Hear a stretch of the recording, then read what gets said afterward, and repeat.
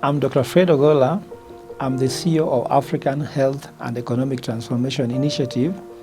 I'm also a professor of strategy and decision making.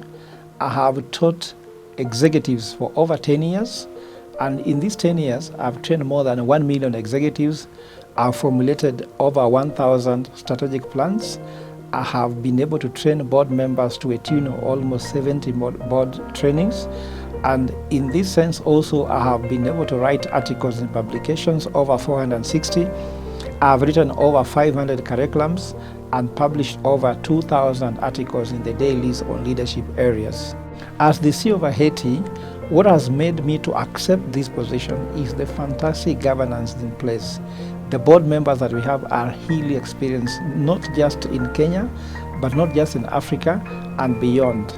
We talked with the executive director and agreed that we need to start everything right in the first place. And the team of board members who are there, not just their credibility, but the advice they can ask, the questions they can ask, means that before we take anything outside the world, they could have asked any other question that needs to be done. And because also the kind of initiative we're trying to do, the board of trustees will ensure that the fund and all the initiatives we are putting in place are held in trust. Remember, this is not about a market development. It's not about looking for economic benefits. Everybody is looking for how to make Africa better. It is a journey of humanity. It's a journey with humanity. And that's why the word Ubuntu becomes very important here. Now, after we have set up the board in place, I've also been given a fantastic secretariat, of course, backed by the fact that I'm working very closely with Father Charles, the Jesuits. They have very many technical people, but also we have very experienced people. We work with the sister bodies, very many Catholic bodies involved that have done so much. You can remember all the facilities in health, education that they've been able to bring forward. So my work will be to try to look for how can I bring all these parts together and champion a cause that will transform Africa forever. Remember the word transformative. Transformation is a key word in Africa Health Economic Transformation Initiative because of the fact that we want to do things differently. The visions come from the point whereby the global economic architecture, which was developed in 1945, was developed when Africa was not there. Africa was not on the table. Discussions were not there. And Africa is now following, trying to catch up. And actually you can't catch up because if you play a game you find being played, you have disadvantages. Regulatory environment is not for you. And also the health issue, the TRIPS agreement that governs how health is being manufactured with all the rules and regulations. Those ones Africa was not part of. So we need to champion that to change things at the macro level. At the same time, we want to be operating only at the macro level because healthcare cannot be solved in the boardroom. Somebody who has malaria, somebody who has diarrhea is having diarrhea right in the village there. But boardrooms can change it. So we will also be solving real issues. So just to be particular, the first and foremost thing we need to do here is that we have discovered that the global data which is being used for generating therapies, Africa's data gene is only 1%. And for us to reach there, to develop right therapies, we have to collect more African genomical data. And that's why we are targeting to move it, for example, from 1% maybe to 20%. When you reach 20% data, then you discover that the richness of that data will be able to make the therapies really target Africa. And that's what we call developing precision medicine. Precision medicine whereby we know the genetic variation of genes in Africa, and we develop medicine which will target that very genetical variation, rather than for us using the European data or the Western data to try to guess how we can treat Africans. So I'm not saying this, but this is the same thing that actually we have been treating Africa with guesswork. We have been guessing because we only have 1% representation. So after doing the tech lab, which we suggest we shall have 4 in Africa, East, West, North, and South, these biomedical research facilities will feed into those tech lab. And now using the fact that the world has advanced in terms of technology, we can be able to leapfrog the West in terms of how we can develop precision medicine, because we are being told that the genetic variation in Africa is higher than Europe. In fact, they say East Africa is the epicenter of genetic variation. Of course, you can know from the fact that the first man, if you like, from history was discovered somewhere in Rosinga Island, and this is in East Africa. That's why it has got the richness and the freshness of that genetic variation. So apart from that, the other thing must work. We have to develop what is called a data repository. A data repository is where now, after all this data we are trying to generate just is for genomical data, we need market data, we need health data. So we need other data that if we amalgamate together, we can be able to make better decisions on how we invest, on how we generate medicine.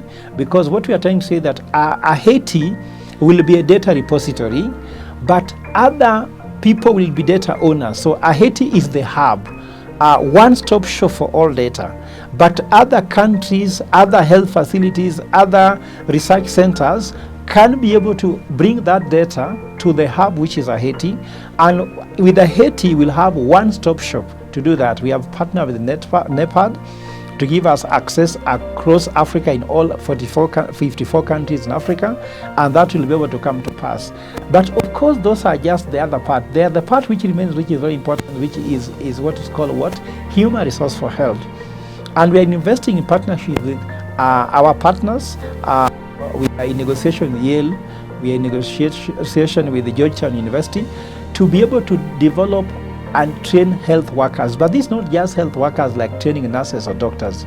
First, the political class that are doing anything health, they need to be trained to look at health differently, because health has always been used as a policy. You can see a politician mentioning about medicine to win election, but now we want health as a science.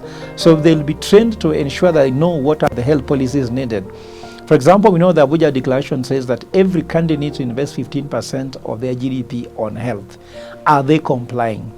So we need to get that done. Secondly, we have to get people, because I've been seeing people being trained in health at their country level. We need training to be happening at the African level. Africans have not developed an African management mindset. That's why even to build East African community, Kenyans are threatened with East African community. Tanzania, the same. Uganda, the same. Because no one wants to think East African.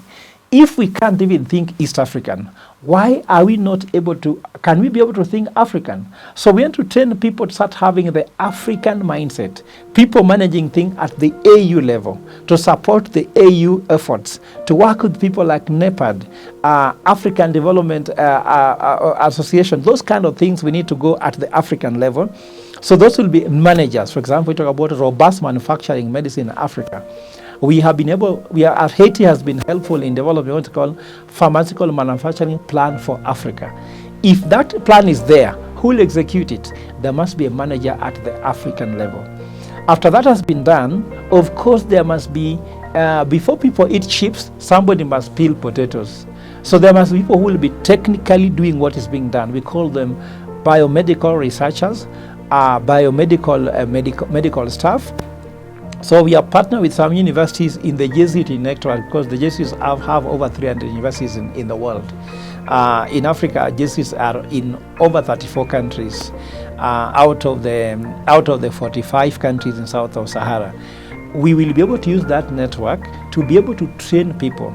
At the same time, we have Africa who are best and brightest out there, whose skills and competence cannot be put in use in Africa.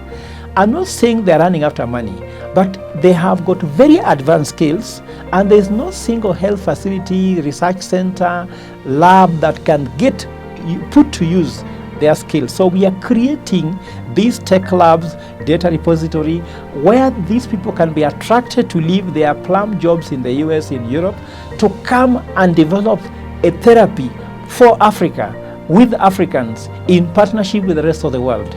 And that's what we are trying to do, again, to enhance that human resource part. So we are going to partner to ensure that is done. And of course, lastly, media has always not known how to report health. They report health as a political issue. We also want to train media to know how to report health, so that everybody out there can have an accurate understanding or matters health, so that health people can also put money.